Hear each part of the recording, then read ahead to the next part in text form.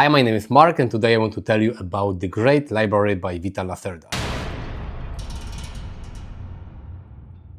This is Vital Lacerda's latest game, published by Eagle Gryphon Games. Thanks Eagle Gryphon for sending me this prototype. Because this is a prototype copy, the game is not released yet. It will be on Kickstarter on November 20th. You will find link in the description of this video. And this is another heavy Euro game by Vital Lacerda. This time it's about the Great Library of Alexandria, and you're a librarian trying to get different manuscripts and great works and craft into the library. Other players are librarians as well, and you will compete with them and you will try to score as many points as you can. The art was done by Ian O'Toole, like in previous Vital Lacerda games. In a second I will show you and tell you briefly what the game is about and how the game plays. It includes a solo mode as well. And after that I will tell you what you may and what you may not like about the Great Library. This is the Great Library prepared for play. Please remember that this is a prototype, so the final edition of the game may look a little different, the rules may change a little. In this part of the video I want to not explain to you exactly how to play the game. This is not a how to play video. I rather want to tell you what you can do in the game, what actions you can take, so you get an idea what the Great Library is about. The main part of the game is the main board. On this main board you have different parts. You have 7 locations, 1, 2, 3, 4, 5, 6 and 7, and you will go to those locations to perform different actions. You have the main library, the Great Library, and your goal in this game is to fill the Great Library with manuscripts, with great works and with crafts that you will acquire during the game, you and other players of course. One of the ways to end the game is to fill the Great Library. If only 2 empty spaces are left, this triggers the end of the game. The other way to end the game is to, you can say, play too long, because on the top of the board you have the generation track and you have different tokens. They represent the 7 actions you can take in the game. And during the game, by taking those actions, you will move those tokens from left to right.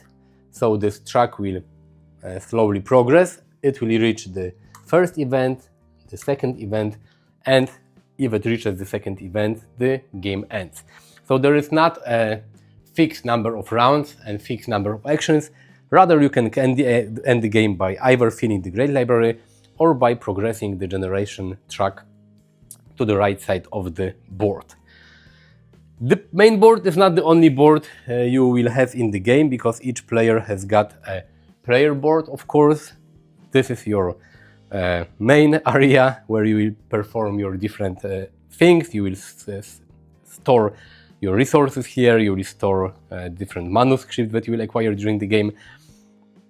Basically what you need to know is that the top part of the player board is for storing different you can say crafts and different resources that you will acquire by sailing with your ships across the seas. Here you will be able to unlock different bonuses. On this part you will store location tiles. Location tiles are the tiles that will allow you to perform additional, you could say, bonus actions apart from the main actions that you can take with your, not workers, but with your scholars. You start with 2 scholars and you will use them to perform actions, but those location tiles allow you to perform additional actions. Here you have your, you could say, warehouse, where you will store translated scripts and the crafts that you bring from the sea and the great works that you will be able to create in the academy here, and you will store them here before you will move them to the Great Library. You also start the game with 1 King's Request card. This card is very important because it tells you which type of manuscripts and crafts and works the king requires in the Great Library. So in your turn you could use this card to place your stored here manuscripts and craft and goods and works in the Great Library if they are of the required type, because those creations, they can be in 3 types, about medicine, about art, about law. So you need to acquire specific type and place them in the Great Library. You start with 1 of those cards, but you will be able to acquire more during the game. At one point in the game you can have up to 2 cards near your player board, so you cannot get 15 of those cards and store them on your player area. And at the bottom part of your player board you have a space for invited scholars. You start the game with your 2 local scholars, but if your progress with the Great Library is good enough, then you'll be able to use the garden action in the game to hire and to bring some invited scholars to your office, and they will work for you, and this will allow you to unlock additional scholars and that you will be able to use to perform different actions. As I said earlier, you will use your... one more thing I forgot to tell you, that apart from all those things on your player board, you also have this time track. And this time track is basically the most important thing in the game, I think, because it basically tracks how many actions you can perform in the game. Performing most of the actions in the game cost time, so you have to spend time to do different things in the game. And if you're out of time, you basically can end your round.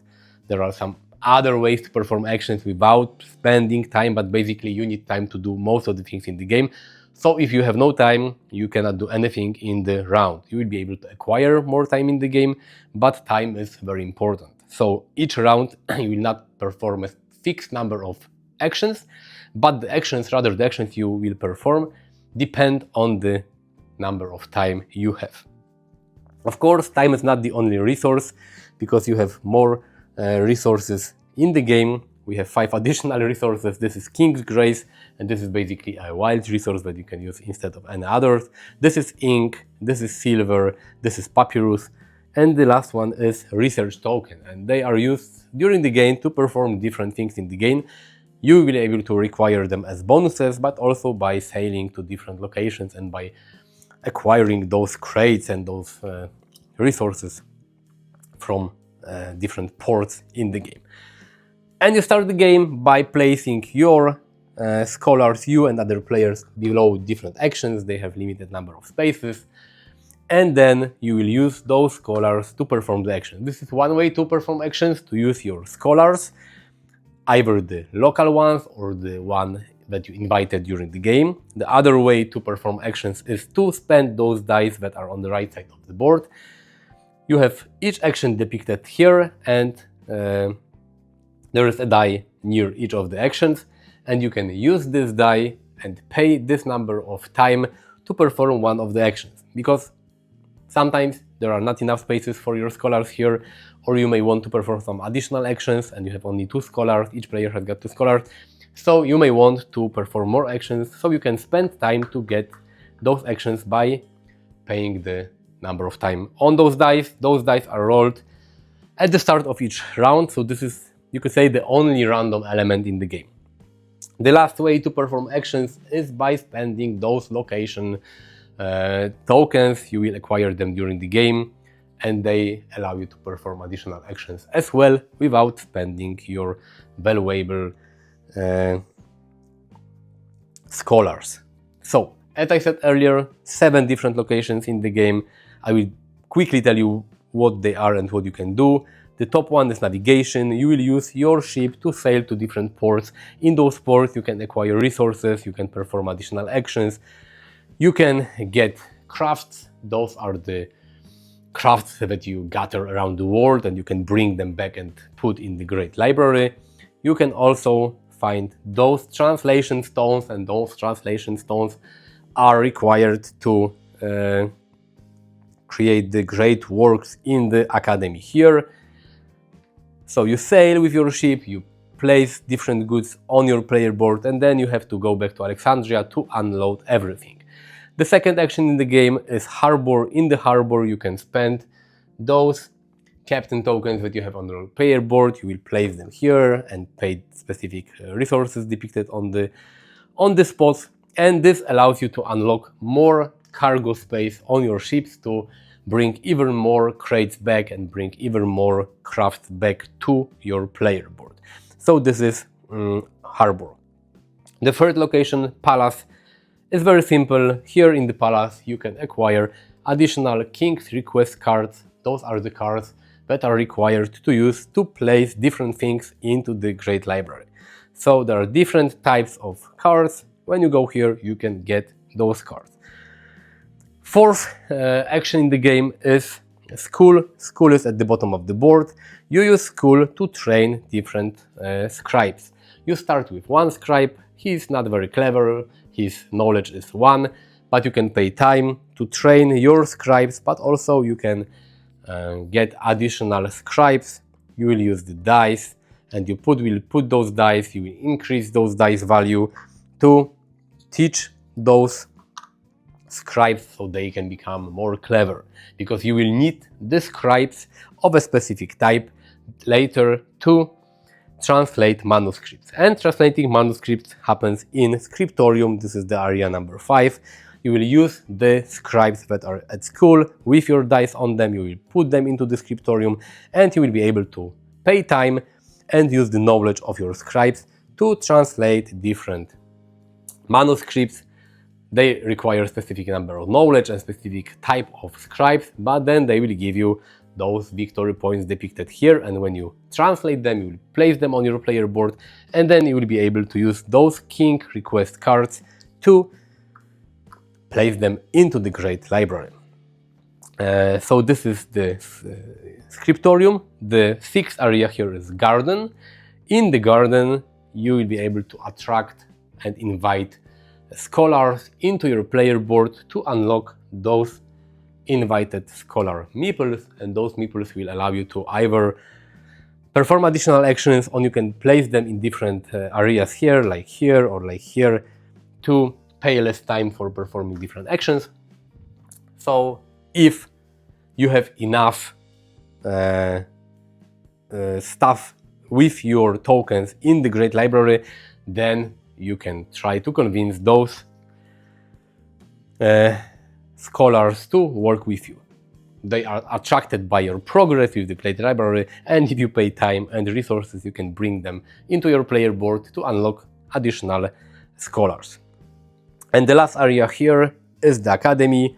In the academy, you will spend time and you will spend research tokens to move on those 3 tracks. They will either give you some bonuses, but they will also allow you to gain those great works.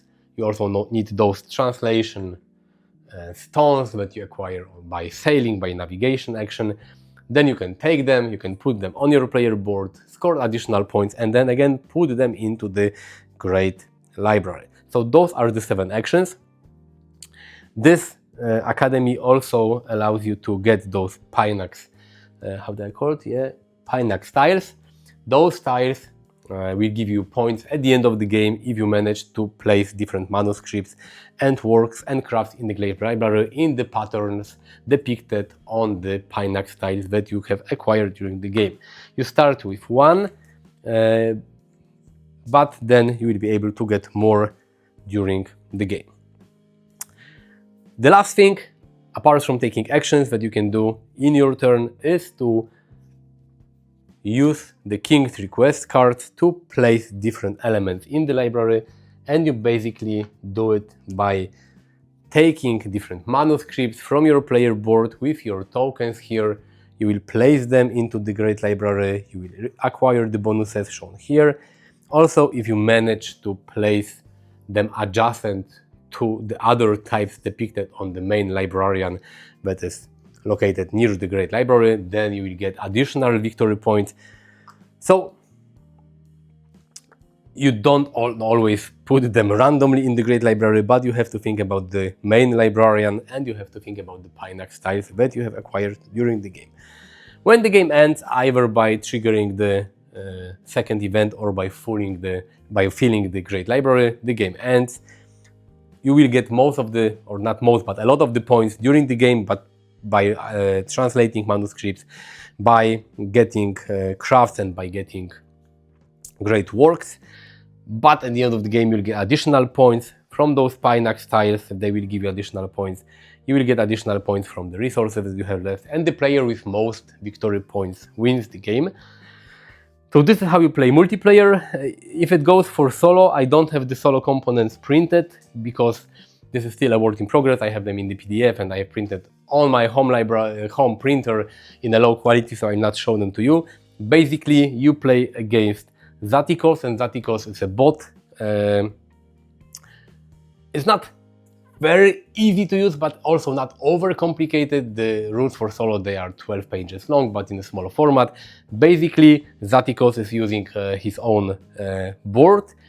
He will not use any resources, no crates, no research tokens, no King's Grace tokens, but he will also do most of the things that you do.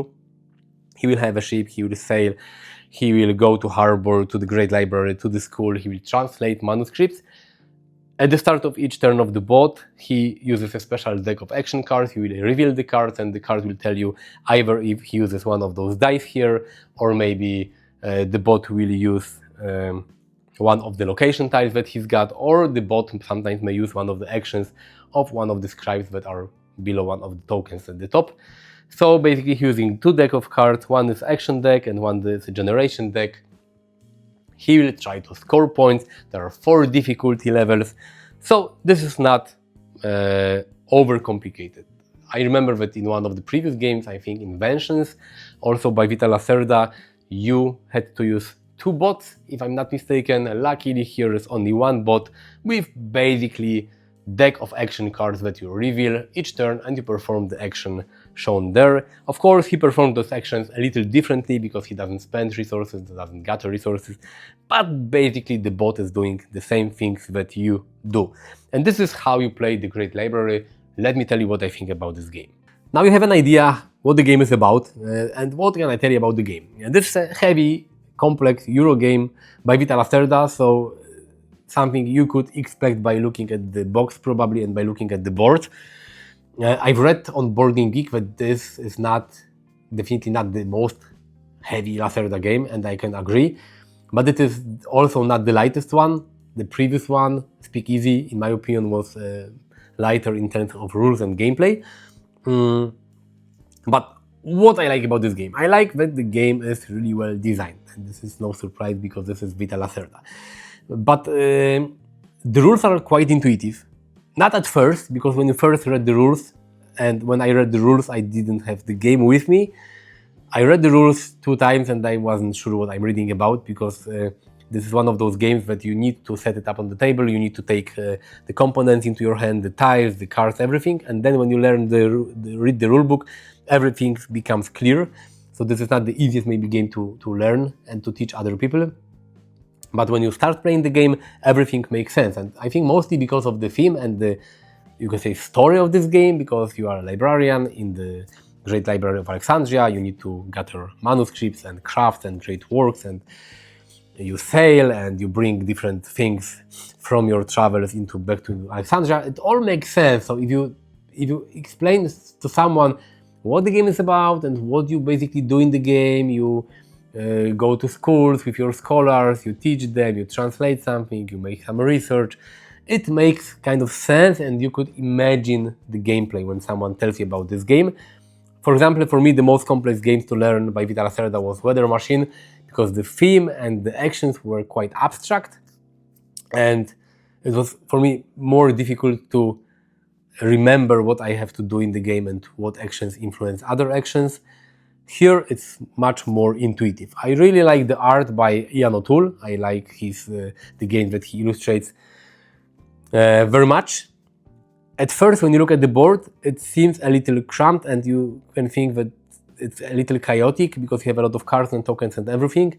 Also because the board is in one color scheme, everything is kind of brownish and orange and brown.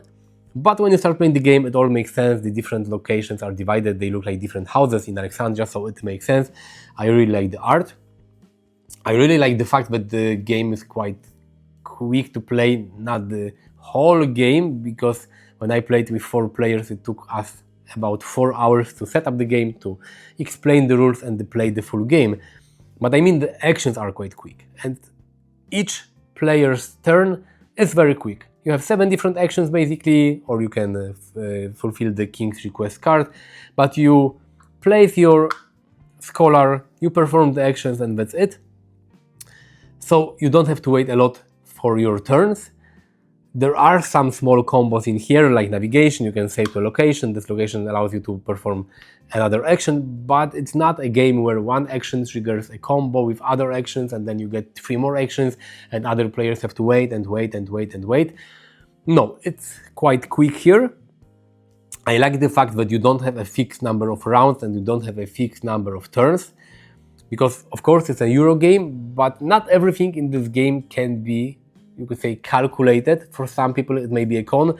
I like such games because it gives me more tension and more unpredictability, because all the actions you take in the game depend on the time, but you are not exactly, you cannot plan each round, future round in advance.